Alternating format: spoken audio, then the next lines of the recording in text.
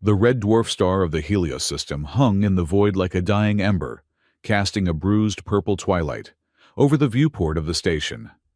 It was a heavy light one that seemed to press against the reinforced glass of Helios Loop, the massive toroidal space station that served as the primary trade artery for the sector.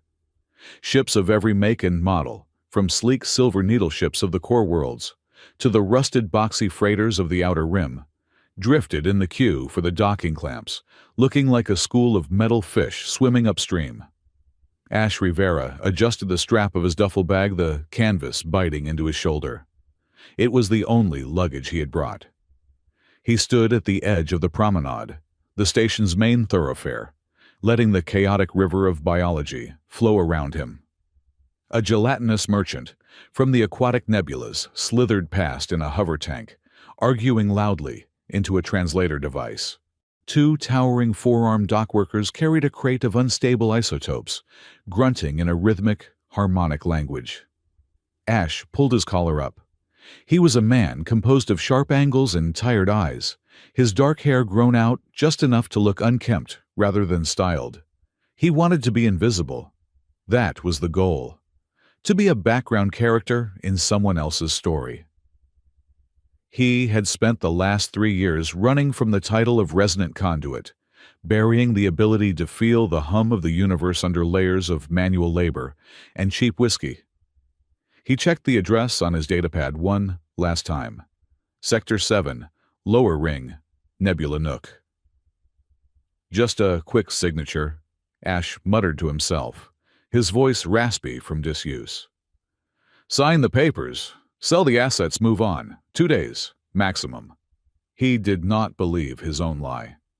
The lower levels of Helios Loop were less sanitized than the tourist decks.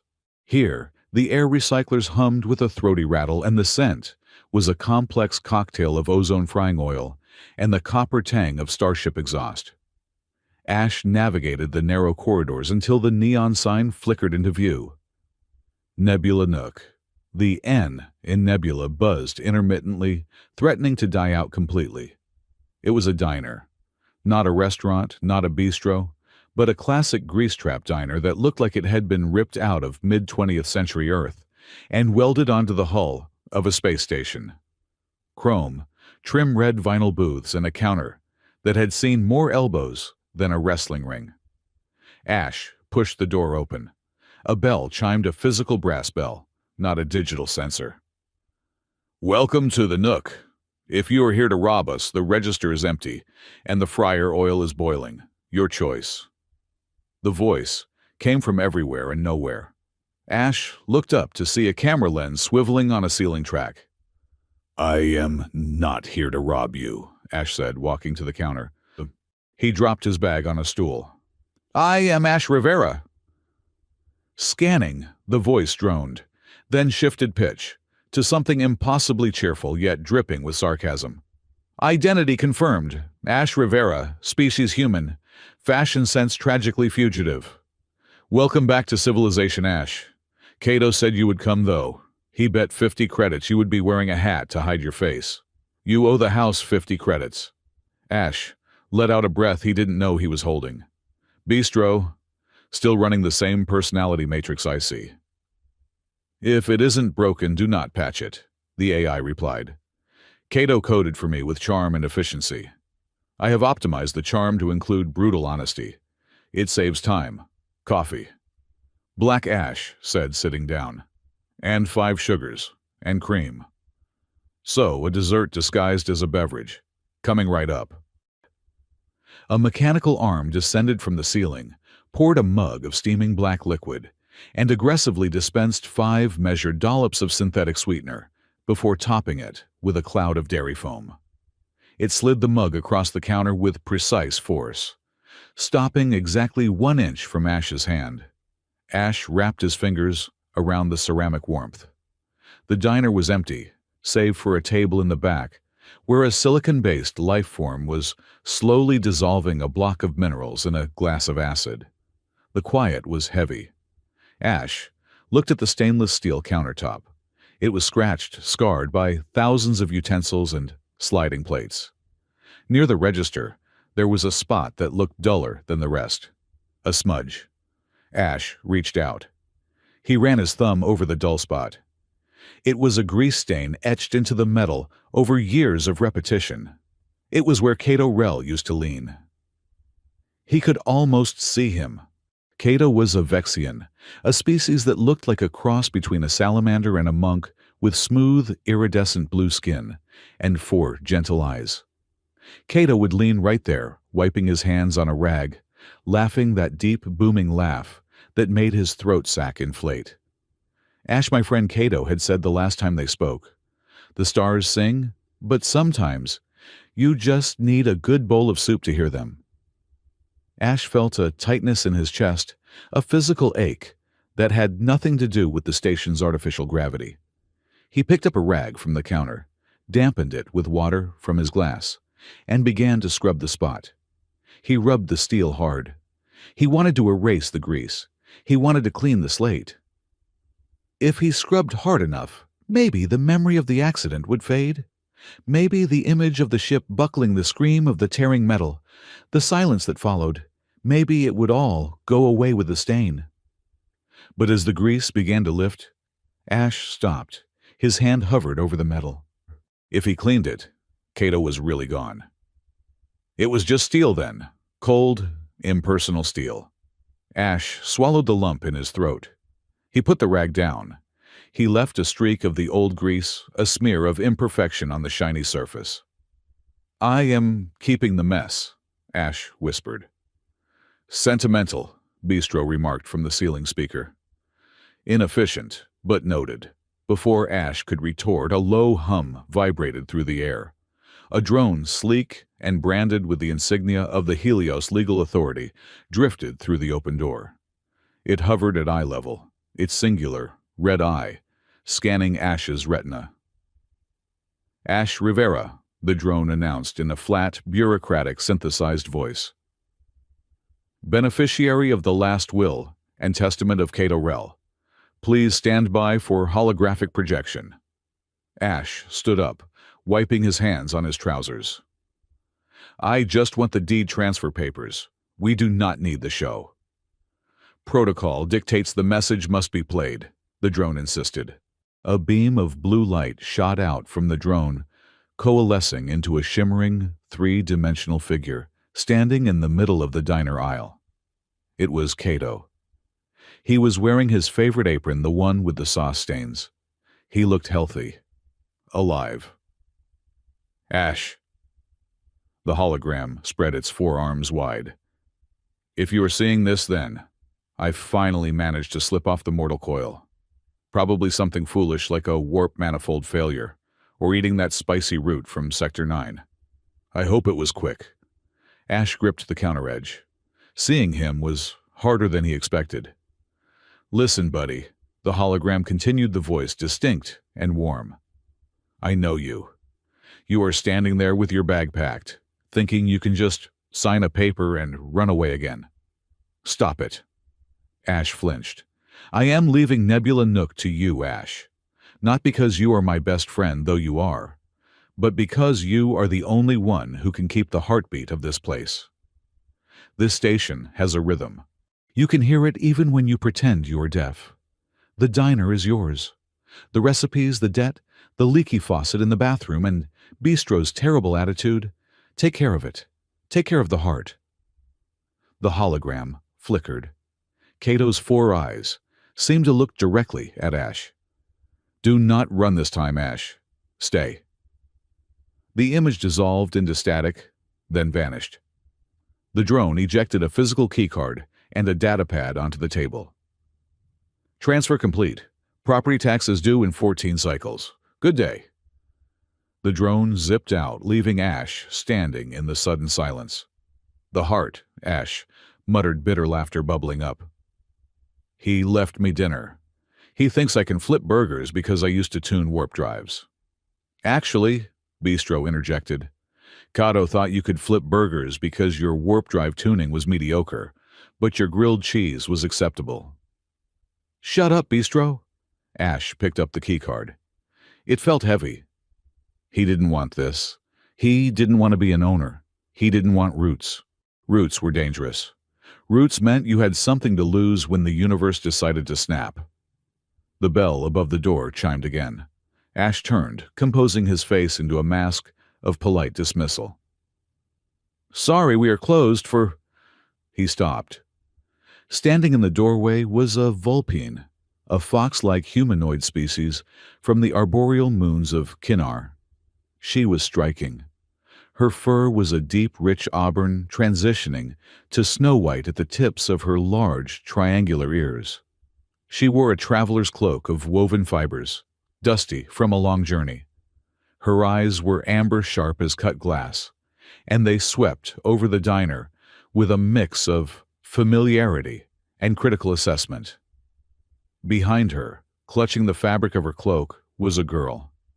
She looked to be in her mid-teens, a smaller, gangly version of the woman, but with darker fur and a sullen, defensive posture. She had oversized headphones around her neck and was glaring at Ash with pure, teenage hostility. Ash blinked. "Can I help you?" The woman stepped forward, her gait elegant but tired. She placed a sleek metallic case on a table. "We are here to see Cato Rell," she said. Her voice was melodic but had a core of steel. "I was told he runs this establishment." Ash felt the blood drain from his face. "Cato is not here." "Then we will wait," the woman said, pulling out a chair. "I am Sarah Rell. This is his daughter Lonnie." The silence that descended on the diner was absolute. Even the acid-drinking silicon customer in the back seemed to pause. Ash stared at them. "Hi, what?" "His wife," Sarah said, her ears twitching slightly, a sign of irritation. "And his daughter. We have traveled from Kinnar. It took 6 months. Is he in the kitchen?" Ash looked from Sarah to the teenage girl Lonnie. He looked at the keycard in his hand. He looked at the empty space where the hologram had just been. Cato had never mentioned a wife. Not once in 5 years of friendship. Not during the long nights drinking synthetic ale. Not during the terrifying moments of hull breaches. "Mrs. Rell," Ash started, his voice cracking. He cleared his throat. "Sarah, do you not know—" Sarah went very still. The tips of her ears rotated forward. "Know what?" Ash looked at the drone that was already gone. He looked at Bistro's camera, praying for the AI to intervene, but the machine remained silent. It was on him. "Cato passed away," Ash said softly. 3 weeks ago. There was an accident with a localized warp shunt. He is gone." Sarah did not scream. She did not cry. She simply froze. It was as if the gravity around her had intensified, pulling her down. She gripped the back of the chair so hard, her knuckles, hidden under soft fur, must have turned white. Lonnie let out a small, sharp sound, like a wounded animal, and clapped her hands over her mouth. "No," Sarah whispered. "That is not possible. He sent a message 2 months ago. He said the business was stable. He said to come." "I am so sorry," Ash said, stepping forward instinctively, reaching out a hand. Sarah recoiled, her amber eyes flashing with sudden ferocity. She bared her teeth slightly, sharp predatory canines. "Who are you? Why are you here in his shop?" "I am Ash. I was his friend." Ash held up the keycard instantly, regretting the gesture, as it looked like he was flaunting it. "He left the diner for me." Sarah stared at the keycard. Then she looked at Ash. The grief in her eyes was instantly replaced by shock, and then a cold, burning fury. "He left it to you," Sarah repeated the words, tasting like poison. "To a human. He has a family. He has a daughter." "I did not know," Ash pleaded. "I swear, Sarah, I did not know you existed." "If I had—" "You are lying," Lonnie snapped, stepping out from behind her mother. Her voice was thick with emotion. "You are a thief. You stole it." "Lonnie, quiet," Sarah commanded, though she did not look away from Ash. "So, my husband dies alone and his friend inherits his legacy, leaving his widow and child with nothing but a travel debt. No, look, we can fix this, Ash stammered. I do not want the diner. I mean, I have the deed, but... The sound was not auditory. It was structural. A deep, resonant thrum shook the entire station. The floor plates of the diner jumped 2 inches. Cups rattled in their saucers. The lights flickered and died, plunging them into red emergency lighting for a heartbeat before snapping back to white. Seismic activity, Sarah asked, grabbing Lonnie to steady her. No, Ash said, his eyes widening. Gravity wave. He felt it, not in his feet, but in his teeth, in the marrow of his long bones. A vibration that hummed at a frequency too high for normal hearing, but perfect for a resonant conduit. It was like a tuning fork had been struck inside his skull. Ash staggered, grabbing the counter for support. Ash? Bistro's voice was glitchy. Warning. Gravimetric variance detected in Sector 7. Localized. Look at the floor, Lonnie pointed. Ash looked down. Beneath the layer of scuffed dirt and decades of floor wax, a pattern was glowing. It was faint, a pale violet light pulsing through the seams of the metal plating. It formed a complex geometric circle, a mandala of overlapping rings, and unknown script, centered exactly in the middle of the diner. It pulsed once, twice. Ash felt his own pulse sync with it. Thump hum, thump hum. He gasped, pulling his hand away from the counter as if burned. The connection severed. The light in the floor faded instantly, leaving the metal dark and cold again. What was that? Sarah demanded, her tail bristling to twice its normal size. What is under the floor? Just structural stress, Ash lied, breathless. He rubbed his chest. Old station. Wiring is bad. That was not wiring, Lonnie whispered, looking at Ash with suspicion. You glowed, for a second, your eyes. Before Ash could defend himself, the door chimed again. This time the entry was smooth, confident. A man walked in, wearing the charcoal gray uniform of Helios Station Security, but the cut was tailored expensive. He had silver hair slicked back and a smile that did not reach his cold, calculating eyes. Draven Holt, the director of security. He stepped over the threshold, his polished boots making a crisp sound on the metal. He looked at Sarah and Lonnie, categorizing them instantly. Refugees, family, irrelevant, and then turned his full attention to Ash. Mr. Rivera, Holt said, his voice like oiled velvet. Welcome to Helios Loop. I trust the transition has been smooth. Terrible business about Cato. A tragic loss. Ash straightened up. He knew men like Holt. He had worked for men like Holt. They were sharks in human suits. Director, Ash said warily. To what do I owe the honor? I have not even opened for business yet. Holt walked slowly into the room. His eyes darted to the floor where the light had been, then back to Ash. He knew, or he suspected.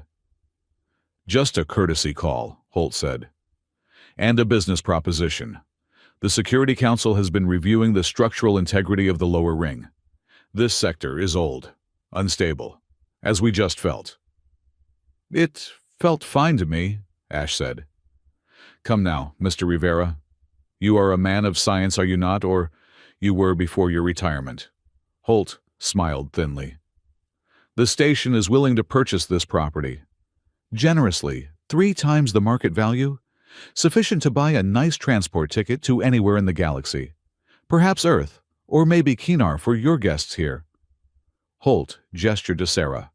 Sarah stepped forward, protective instincts flaring. This establishment is not for sale. Holt raised an eyebrow. And you are, Sarah Rell, the owner's wife. Widow, Holt corrected gently, but the word was a blade. However, according to the station registry and the will just processed, Mr. Rivera is the sole owner. It is his decision. Holt turned back to Ash. What do you say, Ash? Take the money. Walk away. No baggage, no history. Just a clean slate. Isn't that what you came here for? Ash looked at Holt. He looked at the suitcase on the stool. It was tempting. It was exactly what he wanted: money, freedom, anonymity. He could hand the keys to Holt, give the money to Sarah and Lonnie, and disappear. Everyone wins. But then he looked at the floor. He remembered the hum. He remembered Cato's voice. "You are the only one who can keep the heartbeat of this place." And he looked at Sarah. She was looking at him with hatred, yes, but also fear. If he was sold to Holt, where would they go? Holt didn't care about the diner. He wanted whatever was under the floor. And men who wanted things hidden under floors usually did not leave witnesses or neighbors. Ash felt a stubbornness rise in him. It was the same stubbornness that had gotten him into trouble on the Starlight Voyager. "The price is generous," Ash said slowly. Holt's smile widened. "But," Ash continued, leaning back against the counter, crossing his arms over the grease stain he had refused to clean, "I promised Cato I would give it a go. Keep the heartbeat running, you know." Holt's smile froze. It did not disappear, but it lost all warmth. "Sentimentality is an expensive luxury, Mr. Rivera." "I am a wealthy man," Ash deadpanned. "I have a diner." Holt stared at him for a long moment. The tension in the room was thick enough to cut with a laser. Then Holt chuckled. A dry, humorless sound. "Very well. Welcome to the neighborhood, Ash. I will be seeing you around. We have strict safety inspections here. I would hate for you to fail one." Holt nodded to Sarah, ignored Lonnie, and walked out. The door chimed cheerfully behind him. Ash let out a breath, his hands shaking slightly. He turned to face Sarah and Lonnie. The two foxes were staring at him, confused and wary. "Why?" Sarah asked. "You could have taken the money. You could have left us the credits and gone."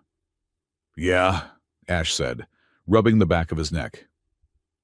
"I could have." He looked around the diner. The flickering neon sign outside cast a red glow over the tables. It was a dump. It was a mess. It was sitting on top of something that made the laws of physics itch. And he was stuck here, with an angry alien widow and a teenage hacker. "I am staying," Ash said, more to himself than to them. "Just for a few cycles. Just until I figure out what Cato got me into. And until we figure out what to do with you two." Sarah narrowed her eyes. "We are not going anywhere. This is my husband's home. I am cooking." "You cook?" Ash asked. "Better than a human who puts 5 sugars in coffee," she retorted. "Fair point," Ash muttered. "And I am not leaving either," Lonnie said, crossing her arms and leaning against the jukebox. "Someone has to fix the network here. The bandwidth is garbage." Ash looked at the mismatched group. A human failure, a grieving foxwoman, a rebellious teen, and a sarcastic AI. "Fine," Ash said. "Bistro, open a tab for the Rel family." "Tab opened," Bistro chirped. "Current debt 0. Probability of bankruptcy within 1 month, 85%. Optimism detected, 0%. Ash picked up the rag again. He looked at the grease stain. "We are open," Ash whispered to the empty room. Outside, the red dwarf star flared, and deep beneath the deck plates, the violet light pulsed one last time unseen, like a heartbeat waiting to wake up. The first 7 days of Ash Rivera's tenure as the proprietor of Nebula Nook could be best described as a controlled, atmospheric re-entry without heat shields.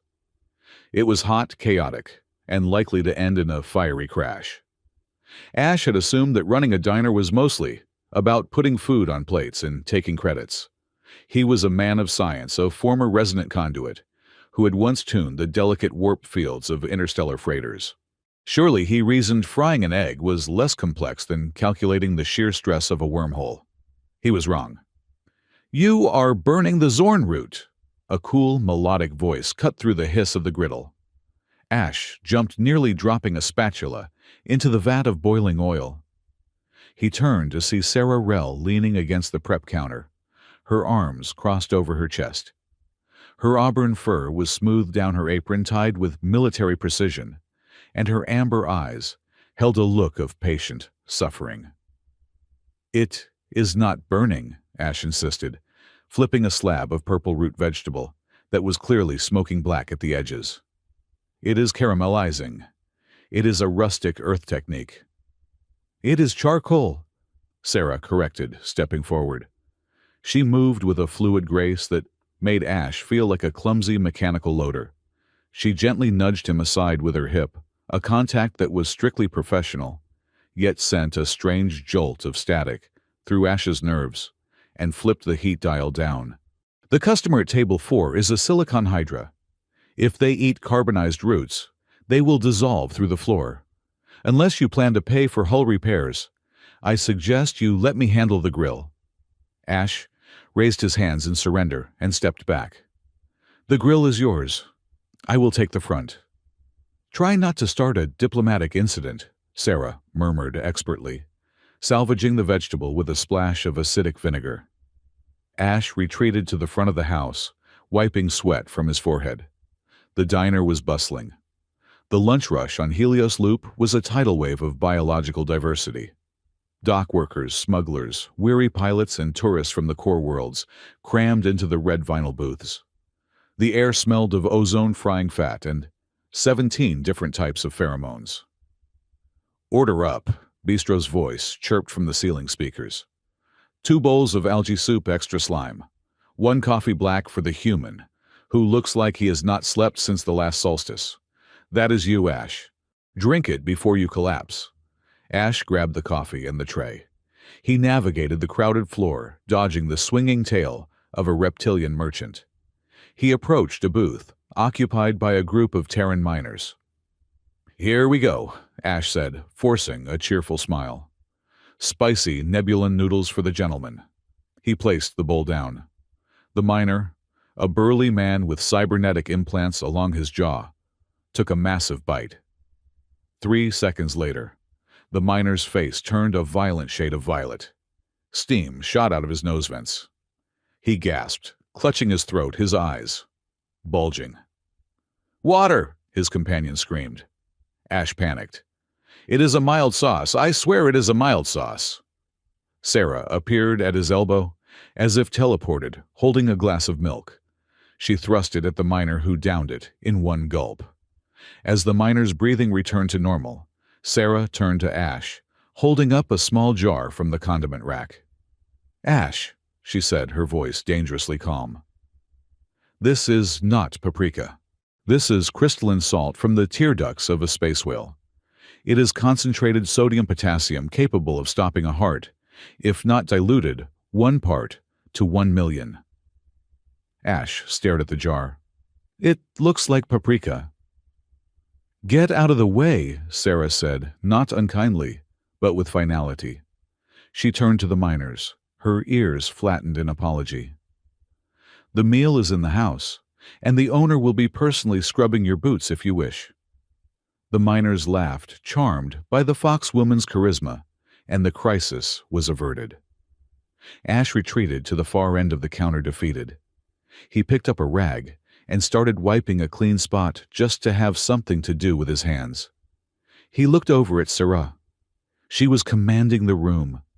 She moved between tables, laughing at jokes she must have heard 1,000 times, checking on refills and shouting orders to the automated dishwasher. She was the heart of this place. Cato had been the soul, but she was the blood that kept it moving. Ash felt a pang of guilt, sharp enough to pierce his ribs. He was an intruder here, a stumbling, incompetent human, occupying the space of a husband and father who should have been alive. "You look like a sad puppy," a voice said. Ash looked down. Lonnie was sitting on a stool, spinning back and forth. She had her datapad connected to the diner's main terminal via a hardline cable. "I am contemplating my uselessness," Ash admitted.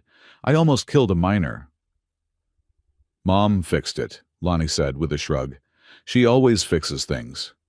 Dad used to say she could fix a broken warp drive with a spoon and a glare." At the mention of Cato, a small shadow passed over Lonnie's face, but she shook it off quickly. She tapped a few keys on her pad. "Speaking of fixing," she said, "your menu interface was coded by a dinosaur. I updated the back end." Ash looked up at the large holographic menu board floating above the counter. Instead of the static list of prices, the images of the food were now rotating in 3D. And then, the image of the galactic burger shifted. It morphed into a short, looping animation of a cat in a space helmet, trying to eat a burger and falling over. Ash blinked. "Is that a meme?" "It increases engagement," Lonnie said, trying to hide a smirk. "People like funny things while they wait." "Look!" Ash looked around. A group of young pilots at Table 6 were pointing at the menu and laughing. "And," Lonnie continued, her fingers flying across the keys, "I bypassed the station's firewall to boost our localized Wi-Fi. We now have the fastest connection in the lower ring. That brings in the freelancers." Ash looked at the girl. She was wearing a hoodie 3 sizes too big, hiding in the fabric, but her eyes were bright with intelligence and a hint of mischief. It was the same look Ash used to have 20 years ago before the accident, before he became afraid of his own potential. "You hacked the Helios Station Authority," Ash whispered, leaning in. "Do you know how much jail time that is?" "Only if they catch me," Lonnie whispered back. "And they won't. Their encryption is 12 years old. It is embarrassing." Ash laughed. It was a genuine laugh rustling in his chest. "You are terrifying. Remind me never to make you angry." Lonnie smiled a real smile that showed her sharp canines. "Too late. You owe me a soda." "Done." From the kitchen window, Sarah watched them. She saw Ash, leaning in, conspiring with her daughter, treating her, not like a child to be shooed away, but like a co-conspirator. She saw the way Lonnie's posture relaxed the tension in the girl's shoulders dropping for the first time in weeks. Sarah tightened her grip on the spatula. She wanted to hate him. She wanted to hate this human who had walked in and taken the deed to her life. But he was trying. He was failing miserably at the job, but he was trying so hard to be decent. And he made Lonnie smile. Sarah turned back to the grill, blinking away a sudden moisture in her eyes. "1 order of fries," she shouted, her voice thick. "Extra crispy." Night on Helios Loop was simulated by dimming the main promenade lights to a soft amber, but in the lower decks, night just meant the noise changed from shouting to whispering. Ash slept in the storage room above the diner. It was a cramped space filled with crates of dehydrated vegetables and spare parts for the ventilation system. He lay on a cot staring at the ceiling, listening to the hum of the station. Sleep was a battlefield. He closed his eyes, and instantly he was back. The Starlight Voyager. He was 25 years old, a prodigy, a resonant conduit. He stood in the engine room, his hands pressed against the vibrating core of the slip space drive. He could feel the universe as a series of strings, and his job was to pluck them to harmonize the ship's frequency with the destination point. "Ash, the wave is destabilizing." The captain's voice crackled in his ear. "Hold the line, I have it," Ash said, or he thought he said. The vibration in his bones turned from a hum to a scream. The math in his head, the beautiful equations of space-time, began to fracture. He pushed harder. He poured his will into the drive, trying to force the resonance, but he was off by a fraction of a decimal. A single discordant note. The ship bucked. Metal screamed a sound like a living thing dying. The rear compartments where the engineering crew was stationed simply ceased to exist. They were sheared off, scattered into the void between stars. Ash woke up screaming. He sat bolt upright on the cot, his chest heaving, sweat soaking his shirt. His hands were gripping the edges of the mattress, so hard the fabric tore. "Breathe," he commanded himself. "Breathe. You are on Helios Loop. You are a diner owner. You are not a conduit." He pressed the heels of his hands into his eyes until he saw stars. The guilt was a physical weight, a stone in his gut that never dissolved. He had killed them. Maybe not with a gun, but with his arrogance. with his failure. He swung his legs out of bed. He needed water. He climbed down the narrow ladder into the darkened diner. The main lights were off, leaving only the safety strips along the floor glowing a faint green. The silence was heavy. Then, the world tilted. It started as a low groan in the metal walls, deep and mournful. Then came the shake. It was not a violent jerk, but a rolling wave, as if the station were a ship at sea, being lifted by a massive swell. Ash grabbed a table to steady himself. Bistro status. Gravimetric shear wave detected. Bistro's voice was calm but rapid. Origin unknown, passing through the entire Helios system. Structural integrity at 98%. Wait, correction. The shaking intensified. Outside the diner's front window, Ash saw panic on the promenade. People were stumbling, grabbing railings. A cargo drone crashed into a wall, sparking.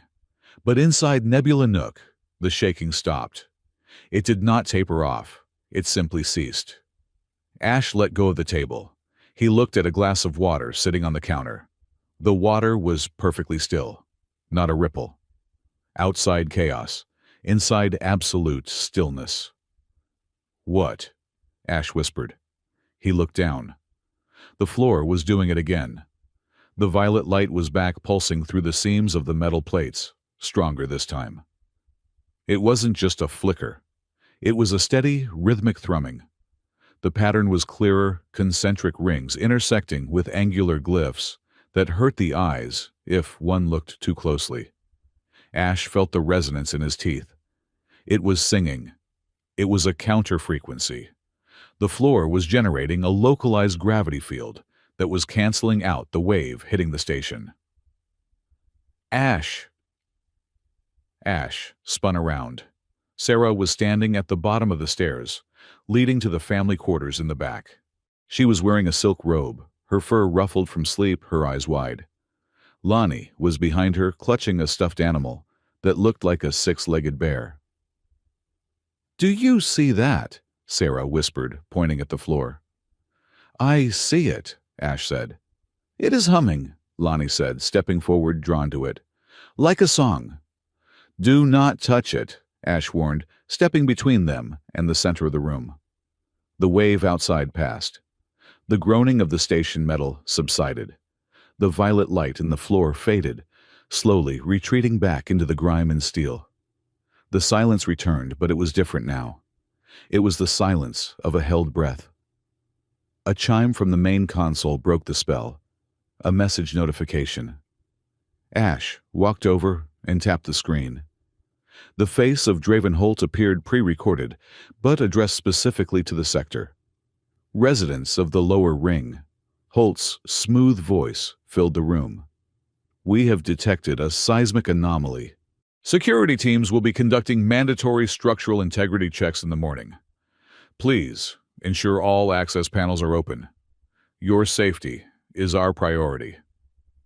Ash stared at Holt's smiling face. "He knows," Ash said. "He knows exactly where to look." Sarah walked up beside him. "What is under this floor, Ash?" Ash looked at her.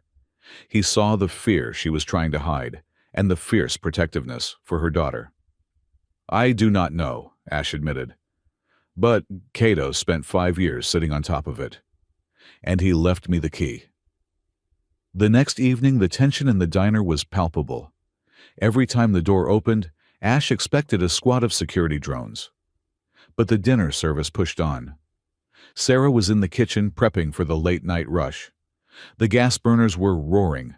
She was moving with her usual efficiency, but she was distracted. She kept glancing at the floor, then at Ash. "Ash!" she called out. "I need the inventory list for the Zorn route." Ash walked into the kitchen. "I put it on the hiss crack." The sound was like a whip crack. A main gas line connector, old and corroded, sheared off behind the main stove. High pressure, ionized gas spewed out instantly, igniting from the pilot light. "Look out!" Ash screamed.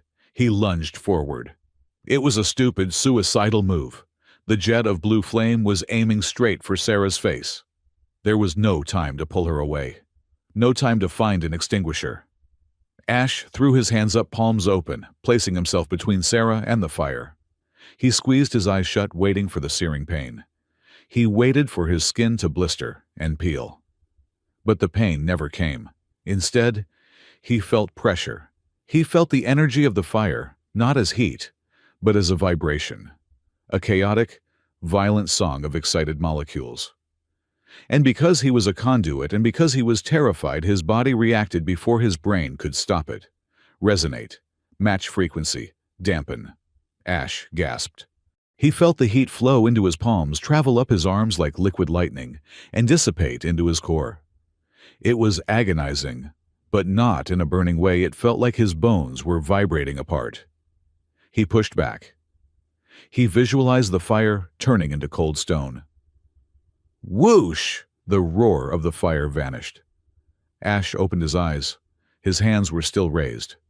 The gas pipe was still broken, spewing gas, but the fire was gone.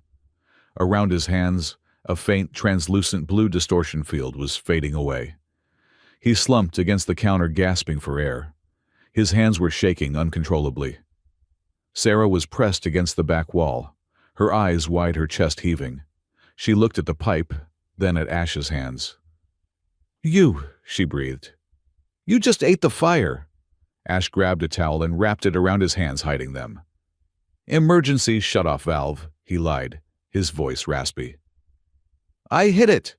Manual override." "Do not lie to me." Sarah stepped forward, grabbing his wrist. She pulled the towel away. There were no burns, no blisters. But his skin was red, flushed with blood, and faint, vein-like patterns of blue light were fading beneath the surface of his skin. Sarah stared at the markings. She ran a thumb over his palm. Her touch was cool, soft, and startlingly gentle. "What are you, Ash?" she whispered. Ash looked at her. He was trapped. He could smell the singed fur on her arm where the heat had grazed her. He could see the flecks of gold in her amber eyes. "I am a conduit," he said, the confession tumbling out. "I used to tune engines. Sometimes I can tune other things. Energy, waves." Sarah looked up at his face. She didn't let go of his hand. Cato knew. He knew. Sarah let out a shaky breath. She looked at his hand again, then reached for a jar of aloe gel, kept near the sink. She didn't say anything. She just scooped out a generous amount of the green gel and began to massage it into his palm, even though there was no burn. It was an intimate act. The kitchen was quiet, except for the hiss of the leaking gas, which Ash realized he actually hadn't shut off, so he reached over with his free hand and cranked the physical valve.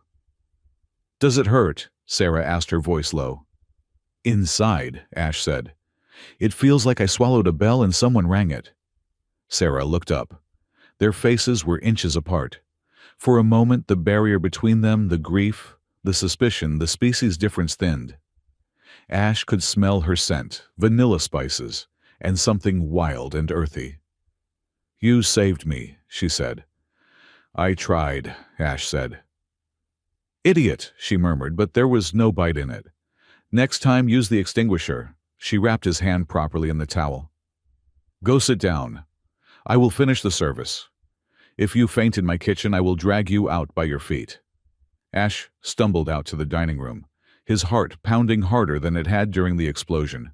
2 hours later, after the last customer had been ushered out and the doors locked, the trio gathered at booth 4. It was the booth directly over the center of the geometric pattern in the floor.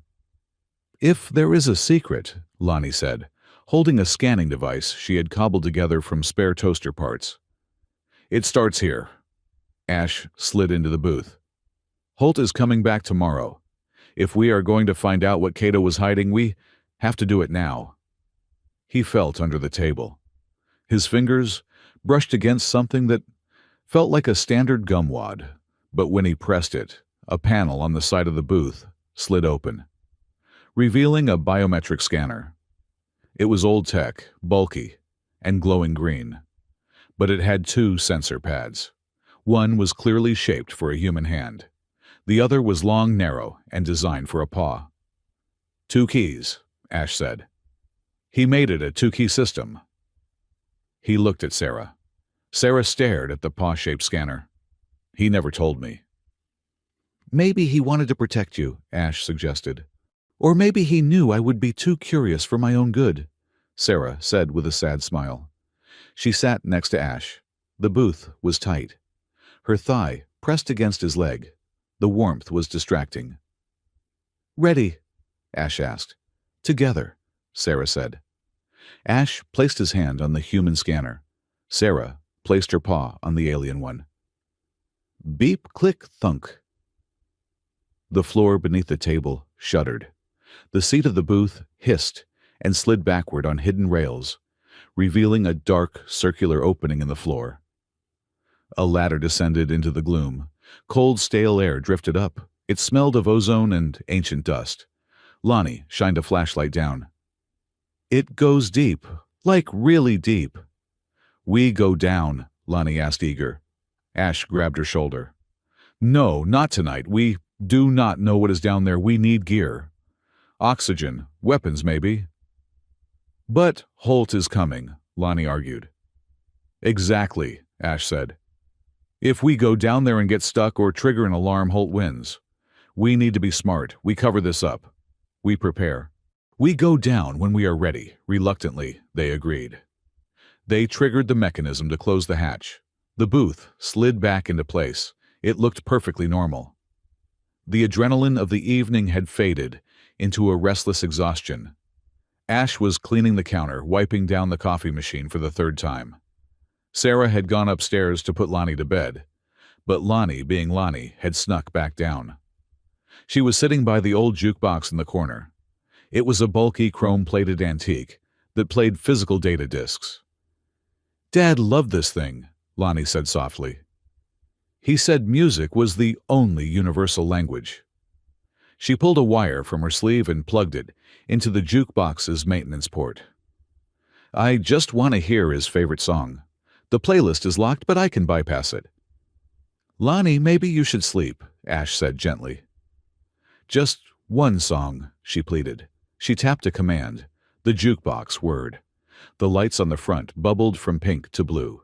But instead of music, static blasted through the speakers. Crisp, pop, whine.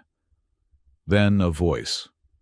Hey, who put extra cheese in the algae soup? That is a crime against the culinary arts and basic digestion.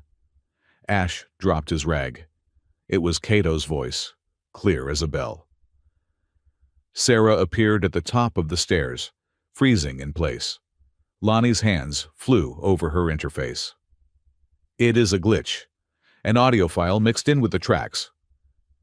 And you, table 5, Cato's voice continued booming and full of laughter. If you do not tip the waitress, I am going to tell your mother you are dating a protoplasm. It is not a recording, Sarah whispered, walking down the stairs slowly, her eyes fixed on the machine. I remember that day. That was 3 years ago. But he never recorded his shifts. The jukebox lights flickered wildly. Bistro the ceiling AI suddenly spoke up. System error, audio file corruption, rerouting. Then silence. The jukebox played a soft jazz fusion track. Lonnie yanked the cable out, breathing hard. That was Dad. That was Dad's voice. It was just a memory echo, Ash said, trying to be rational, though his heart was racing. Bistro probably recorded petabytes of audio over the years. It just surfaced. It sounded like he was in the room, Sarah said, touching the jukebox. She looked at Ash. This place is full of him. He is everywhere. Ash didn't know what to say. He felt like he was walking through a haunted house. Go to bed, Ash said softly. Both of you, I will finish up. Sarah hesitated, then put an arm around Lonnie. Come on, little bit, let's go. As they walked up the stairs, Sarah paused and looked back at Ash. Ash, yeah. Thank you for the fire and for staying. Ash nodded.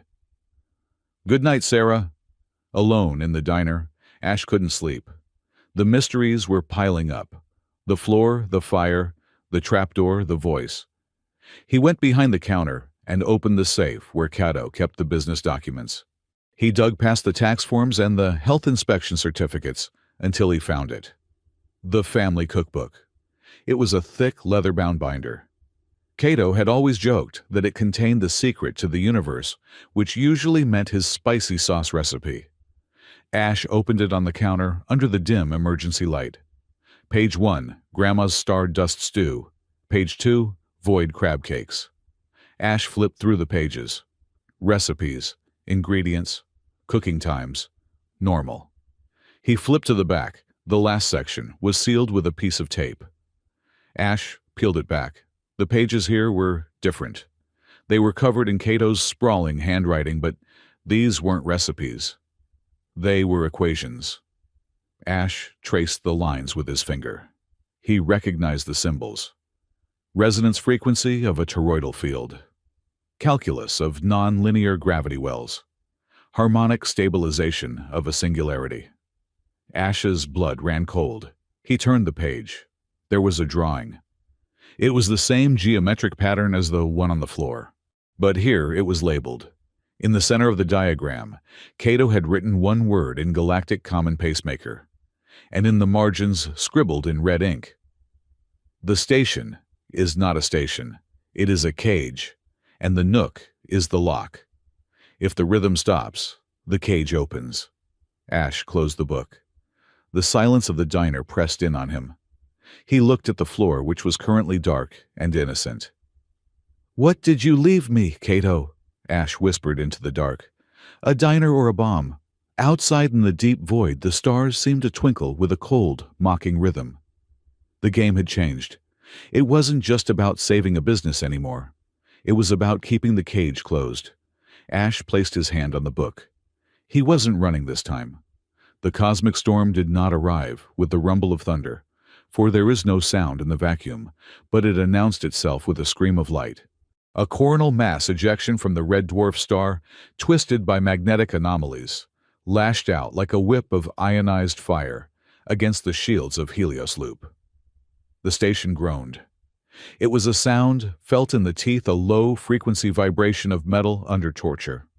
In Nebula Nook, the coffee in the mugs rippled into concentric circles, and the magnetic seal on the fridge door popped open, spilling a jar of pickled void slugs onto the floor. "Structural integrity at 85% and dropping," Bistro announced from the ceiling speakers. The AI's voice was calm, but the pitch was slightly higher than usual, a programmed simulation of anxiety. "I advise panic. Organized panic, but panic nonetheless." Ash Rivera stood behind the counter, gripping the edge of the stainless steel until his knuckles turned white. He could feel it. The resonance. It was not just the station shaking. The space around them was shivering. The fabric of reality was being pulled taut like a drumskin about to tear. "Lonnie, get away from the window," Sarah commanded. She was moving through the diner, flipping chairs onto tables, securing loose items. Her movements were sharp, efficient, and fueled by a nervous energy that made her fur stand on end. Lonnie, however, was glued to her datapad. "The network is going crazy. The upper decks are losing power. But look at the readings for Sector 7, for us."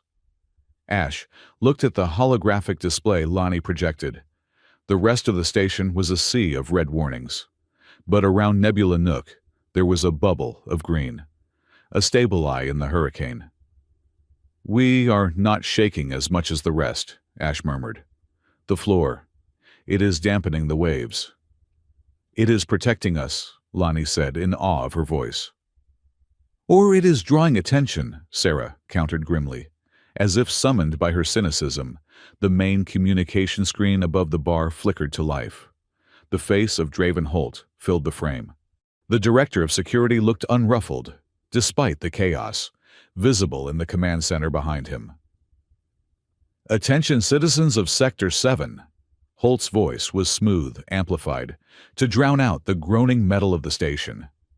"Due to the unprecedented severity of the stellar event and the anomalous energy readings detected in the lower ring, I am declaring a state of martial emergency." Ash narrowed his eyes. Here it comes. All civilian businesses are to be evacuated immediately, Holt continued. Nebula Nook has been identified as a structural weak point. My teams are on their way to secure the perimeter and reinforce the hull. Mr. Rivera, Mrs. Rell, you have 10 minutes to vacate the premises, for your own safety. The screen went black. He does not want to reinforce the hull, Ash said, vaulting over the counter.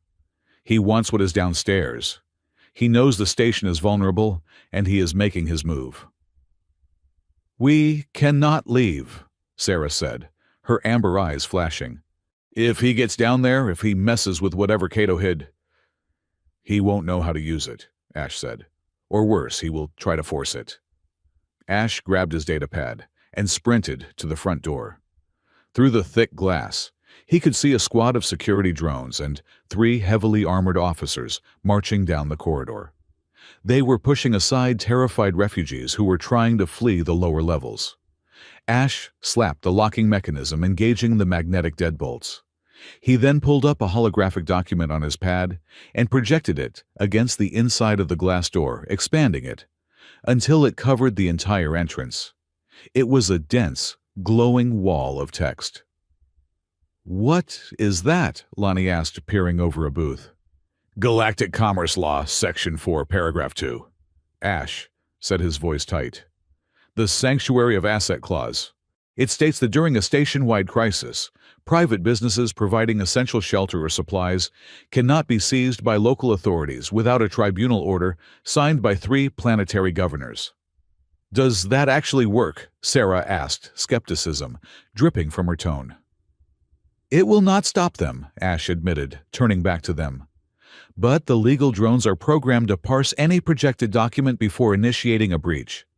It will take their processors about 15 minutes to read through the jargon and find the loophole that says Holt can do whatever he wants. That buys us 15 minutes. 15 minutes for what? Lonnie asked. Ash looked at the booth, Booth 4, sitting innocently over the secret hatch. To go downstairs, Ash said. To find out why your father built a diner on top of a bomb. Sarah hesitated for only a fraction of a second.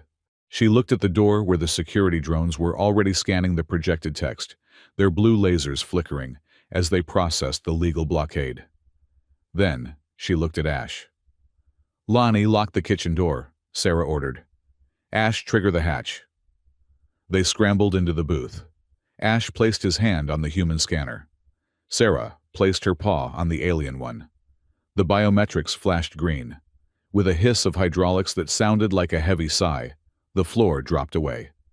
The ladder was long, descending into a darkness that smelled of cold metal and ozone. Ash went first, his boots clanging on the rungs. Sarah followed, and Lonnie brought up the rear, sealing the hatch above them. They descended past the station's waste recycling pipes, past the water filtration systems down into the very bones of Helios Loop. When Ash's feet finally touched the grating of the floor, the lights flickered on automatically. By the stars, Sarah whispered. It was not a basement. It was a cathedral of machinery. The room was vast, circular, and lined with banks of ancient computer terminals that pulsed with a warm orange glow. But the centerpiece dominating the room was the core. It was a sphere of containment glass 20 feet in diameter. Inside, a swirling vortex of energy churned a miniature star compressed and stabilized, spinning in a perfect, hypnotic rhythm. It was a star heart, a piece of stellar matter harvested from a dying sun suspended in a magnetic cradle. Surrounding the sphere were chaotic modifications. Ash recognized Cato's handiwork immediately. There were jury-rigged conduits bypass valves, made from restaurant-grade piping, and stabilizers that looked like they had been salvaged from a junked freighter. It was a masterpiece of desperate engineering. This is not just power, Ash said, walking toward the console, his voice trembling. This is a resonance stabilizer, a massive one. What does it do? Lonnie asked, her eyes reflecting the swirling light of the trapped star. It keeps the loop from tearing itself apart, Ash said. He ran his hand over a control surface.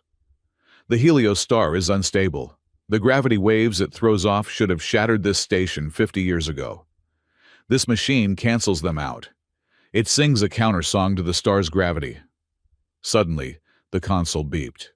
A holographic emitter in the center of the room whirred to life. A figure materialized in the air. It was Cato. He looked tired in the recording, his blue skin pale, but his eyes were sharp. He was wearing his grease-stained apron. "Ash," the hologram said. "Sarah, Lonnie. If you are watching this, then I am dead and the station is probably shaking itself to pieces."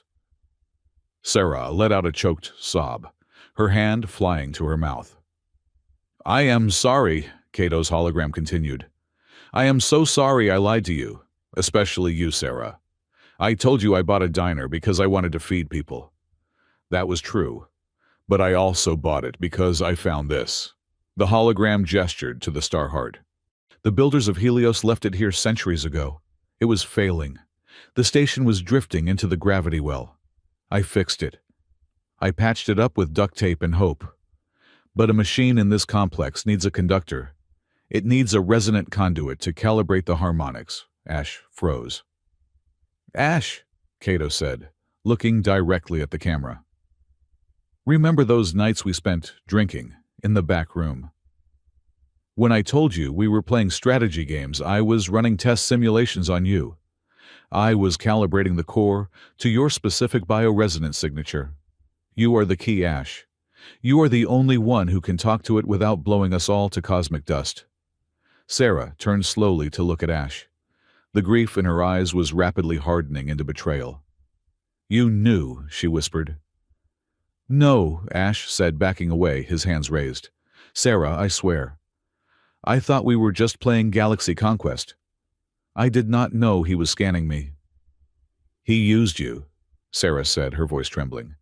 "And he kept me in the dark. His wife. He trusted a human drifter with the safety of our family, but not me." "I wanted to tell you," the hologram of Cato said, as if answering her. "But the more people who knew, the more dangerous it became. If the council found out, if Holt found out, they would not see a stabilizer. They would see a weapon." "A weapon?" Lonnie asked. "If you invert the frequency," Ash realized the horror dawning on him. "If you reverse the polarity of the gravity waves, you don't just cancel out the turbulence. You can project it." "Exactly," Cato said. "You turn Helios Loop into a gravity cannon. You could crush a fleet of ships or crack a planet just by focusing the beam. That is why I hid it. That is why I needed you, Ash. You ran away once, buddy. You ran because you were scared of your power. But you have to stay this time. You have to keep the heartbeat steady." The hologram flickered. "I love you, Sarah. Take care of our girl." And Ash does not burn the toast. The image vanished. The silence in the room was heavier than the gravity outside. Sarah stared at the empty air, where her husband had been. Tears were streaming down her furred cheeks, but her fists were clenched. "He lied to me for 10 years, she hissed. "Every day, every night." "He was trying to protect you," Ash said gently. "I did not need protection," Sarah screamed, the sound echoing off the metal walls. She turned on Ash, baring her fangs. "I needed a partner. I needed my husband. And instead, he gave his trust to you, to a man who abandoned his own crew." Ash flinched as if struck. I know I ran. And I hate myself for it every day, but I am here now." "Because you have nowhere else to go," Sarah yelled. "Not because you care about us." "That is not true," Ash shouted back. "Mom, stop." Lonnie stepped between them. "Stop fighting. Look at the door." Above them, at the top of the ladder, the hatch was glowing cherry red. Sparks showered down. "They are cutting through," Lonnie said. "The 15 minutes are up." Ash wiped his face. He had to compartmentalize. He had to be the mechanic, not the man. "Sarah," Ash said, his voice dropping to a low, urgent pitch. "You can hate me later. You can hate Cato later. Right now, Holt is coming through that door. If he takes this room, he turns this station into a gun, and he will point it at anyone who disagrees with him." Sarah's chest heaved. She looked at the cutting torch, melting the hatch. She looked at Lonnie, who was terrified. She took a deep breath, and the warrior mask slid back into place. She wiped her eyes with the back of her paw. "We need weapons," she said coldly. "We are in a machine shop," Ash said. "Everything is a weapon." Clang. The hatch gave way, falling to the metal, grating below, with a deafening crash. "Secure the room!" a voice shouted from above. "Neutralize all targets!" 3 canisters dropped through the hole. Flashbangs. "Eyes!" Ash yelled. They turned away just as the grenades detonated. A blinding white light filled the room, accompanied by a sonic boom that rattled the teeth. Before the ringing in his ears stopped, Ash saw ropes dropping. Armored figures were rappelling down. "Lonnie, the gravity!" Ash screamed. Lonnie was already at a console. "I am trying. The interface is ancient." Draven Holt descended last, not on a rope, but on a personal anti-grav platform. He floated down like a dark god, holding a shock baton in one hand and a heavy pistol in the other. "Mr. Rivera," Holt shouted, over the hum of the core. "I see you found the basement. Very cozy." 2 guards hit the floor and raised their rifles. "Drop to your knees," one shouted. Sarah did not drop. She grabbed a heavy cast-iron skillet she had instinctively brought down from the kitchen Cato's favorite seasoning pan. "Eat iron!" she roared. She flung the skillet with terrifying accuracy. It spun through the air and slammed into the helmet of the lead guard. The impact was sickeningly solid. The guard crumpled. "Fire at will," Holt commanded. "Now, Lonnie," Ash yelled. Lonnie slammed her fist onto a large red button she had rewired. "0G mode engaged." Instantly, the artificial gravity in the chamber vanished. Ash felt his stomach drop into his throat. His feet left the floor. The guards who had been bracing to fire floated upward, their shots going wild, sparking against the ceiling. The room became a chaotic aquarium of violence. "I cannot aim," a guard shouted, spinning slowly in midair. Ash kicked off the console, propelling himself toward a rack of tools. He grabbed a pneumatic wrench. "Sarah, the coolant lines!" Ash shouted, pointing to a bundle of pipes near the guards. Sarah, whose species evolved from arboreal ancestors, was far more agile in 0G than humans. She twisted in the air, using her tail for balance, and kicked off a wall. She reached the pipes and slashed them with a fillet knife she had pulled from her belt. A jet of freezing white steam blasted out, hitting the second guard. The man screamed as his armor froze, locking his joints. He was now a floating statue. "Clever," Holt sneered. His personal platform had stabilizers keeping him upright and steady while everyone else tumbled. "But ultimately annoying." Holt aimed his pistol at Ash. Ash tried to dodge, but there was no friction. Holt fired. A bolt of energy grazed Ash's shoulder, spinning him around. The pain was searing. He slammed into the main console, knocking the breath out of him. "Ash!" Lonnie cried out. "Focus on the girl!" Holt ordered his last remaining guard. The guard managed to grab a handhold and aimed his rifle at Lonnie. "No!" Sarah screamed. She tried to push off toward her daughter, but she was drifting in open space, nothing to kick against. Ash watched in slow motion. He saw the guard's finger tightening on the trigger. He saw Lonnie's eyes wide with terror. Ash reached out with his mind. He didn't think about the math. He didn't think about the Starlight Voyager. He just thought about the distance between the guard and the wall. Resonate. Push. A pulse of invisible force erupted from Ash. It wasn't telekinesis. It was a localized distortion of the gravity field. The guard was slammed sideways as if hit by a truck. He smashed into the wall with a crunch of armor and went limp, his rifle floating away. Ash collapsed against the console, his nose bleeding. Using the power without the machine took a toll. Holt looked at Ash, impressed. So, the rumors are true. You are a conduit, a rare breed. Holt maneuvered his platform closer to Lonnie. He reached out and grabbed her by the scruff of her hoodie, hauling her onto his platform. He pressed the barrel of his pistol against her temple. "That is enough," Holt shouted. "Gravity back on now or the girl becomes history." Ash froze. Sarah froze, floating midair with another knife in her hand. "Do it," Holt commanded. Lonnie looked at Ash, tears in her eyes. "Don't." "Do it." Holt pressed the gun harder. Ash nodded to Lonnie. She tapped the command. Gravity slammed back into the room. Ash hit the floor hard. Sarah landed in a crouch. Holt lowered his platform, keeping Lonnie as a human shield.